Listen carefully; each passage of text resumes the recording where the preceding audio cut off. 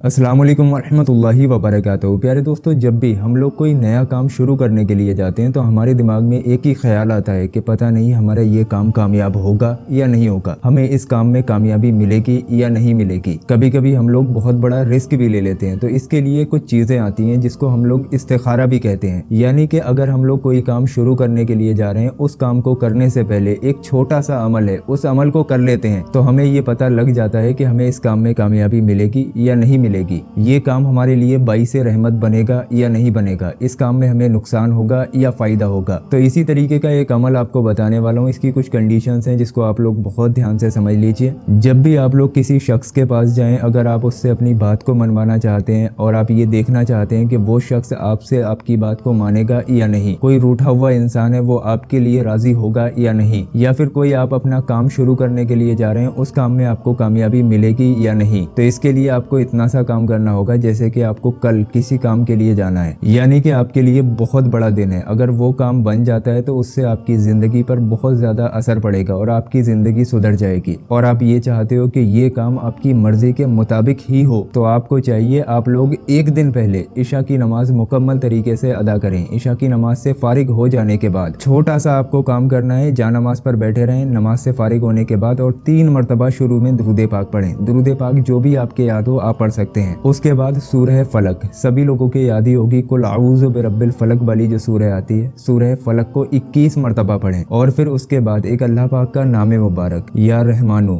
या रहमानु या रहमानु 33 मरतबा पढ़ें, और फिर 3 बार आखिर में दुरूद पाक पढ़ लें, वही दुरूद पाक जो आपने शुरू में पढ़ा था। इतना वजीफा मुकम्मल होने के बाद आप लोग उस काम के लिए दुआ कीजिए जिस काम में आप लोग कामयाबी पाना चाहते हैं, यानी कि कल जिस काम के लिए आप लोग जाने वाले हैं उस काम में आपको कामयाबी मिले, ऐसी दुआ अल्लाह पाक से कीजिए। ये एक काम हो गया। अभी आपका इस्तिखारा नहीं हुआ है, ये सिर्फ एक अमल हुआ है। उसी रात में आपको सोते वक्त जब आप हर काम से फारिग हो जाएं, बिस्तर पर जाकर लेट जाएं, तो 3 मरतबा शुरू में दुरूद पाक पढ़ें। दुरूद पाक जो भी आपके याद हो आप पढ़ सकते हैं। उसके बाद आंखों को बंद कर लेना है। इस चीज का बहुत ध्यान रखना है, आंखों को बंद करके ही इस अमल को करना है। हाथों की उंगलियों पर आपको इस अमल को करना है। 3 मरतबा आपने शुरू में दुरूद पाक पढ़ लिया, उसको उंगलियों पर गिनने की जरूरत नहीं है। अब आप लोग आंखों को बंद कर लीजिए, अपने हाथों को इस तरीके से कर लीजिए। ये जो हमारे हाथों की उंगलियां होती हैं, इस पर टोटल 14 निशान होते हैं, 3, 6, 9, 12, 2, 14। अब आपको क्या करना है, आंखों को बंद कर लेना है, इस तरीके से हाथों को अपने सामने रखना है, यहाँ पर इस तरीके से उंगली रख लीजिए। उसके बाद अस्तगफिरुल्लाह अस्तगफिरुल्लाह अस्तगफिरुल्लाह अस्तगफिरुल्लाह अस्तगफिरुल्लाह अस्तगफिरुल्लाह, इस तरीके से आप लोग पढ़ते हुए जाइए। यहाँ पर आपके 14 बार हो गए, इसको आप लोग दोहरा लीजिए, यानी कि हाथों की उंगलियों पर 28 मरतबा अस्तगफिरुल्लाह आप लोग पढ़ लीजिए। एक बार जब आपका कंप्लीट हो जाए हाथों की उंगलियों पर, फिर आप लोग दोबारा फिर से आ जाइए, दोबारा फिर से कंप्लीट कीजिए। इस तरीके से 28 मरतबा अस्तगफिरुल्लाह पढ़िए। उसके बाद एक आयत करीमा आती है जिसको हम लोग जलाली आयत करीमा भी कहते हैं। आंखों को बंद रखना है। उसके बाद इस आयत करीमा को ला इलाहा इल्ला अंता सुब्हानका इन्नी कुन्तु मिनज़ ज़ालिमीन, इस आयत करीमा को हाथों की उंगलियों पर 14 मरतबा पढ़ना है, ना एक ज्यादा हो ना एक कम हो,